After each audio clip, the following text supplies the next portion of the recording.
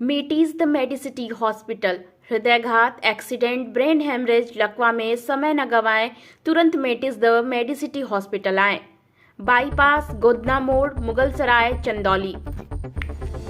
उत्तर प्रदेश के मुख्यमंत्री योगी आदित्यनाथ ने यूपी विधानसभा में राष्ट्रीय ध्वज फहराते हुए देशवासियों को स्वतंत्रता दिवस की हार्दिक शुभकामनाएं दी। इस समारोह में उन्होंने भारतीय सेना द्वारा सफलतापूर्वक संचालित ऑपरेशन सिंदूर का विशेष उल्लेख किया। सीएम योगी ने कहा कि ऑपरेशन सिंदूर ने साबित कर दिया कि अब हमारा देश केवल अपने रक्षा को मजबूत करने में सक्षम नहीं है, बल्कि दुश्मनों को निर्णायक और ताकतवर जवाब देने की भी क्षमता रखता है।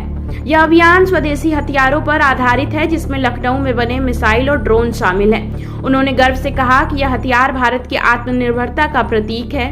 ऑपरेशन सिंदूर में हमारे सैनिकों ने अपनी बहादुरी और तकनीकी सामर्थ्य का लोहा पूरी दुनिया को मनवाया है। इस अभियान में ब्रह्मोस मिसाइल और अन्य स्वदेशी हथियारों में आतंकियों और दुश्मनों के ठिकाने को ध्वस्त कर दिया।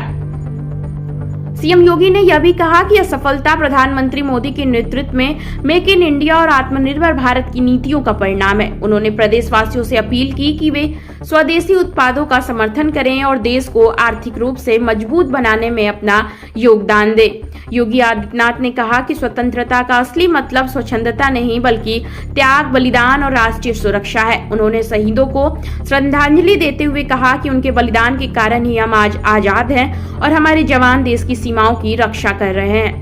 अंत में उन्होंने कहा कि लखनऊ में बनी मिसाइल अब दुश्मनों के अड्डों को तहस नहस कर रही है, जो हमारे देश की सैन्य ताकत और आत्मनिर्भरता का साक्ष्य है।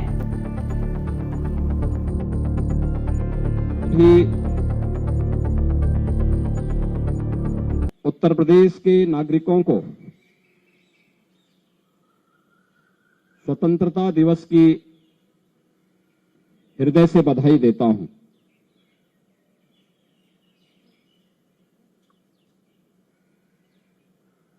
देश की स्वतंत्रता राष्ट्रपिता महात्मा गांधी और देश के उन महान क्रांतिकारियों, स्वाधीनता संग्राम सेनानियों के संघर्ष की देन है, जिन्होंने देश के अंदर उत्तर से लेकर दक्षिण तक, पूरब से पश्चिम तक पूरे देश को इस संघर्ष के साथ जोड़ करके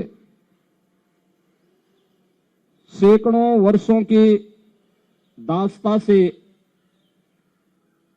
हमें मुक्त कराया। इस अवसर पर मैं राष्ट्रपिता महात्मा गांधी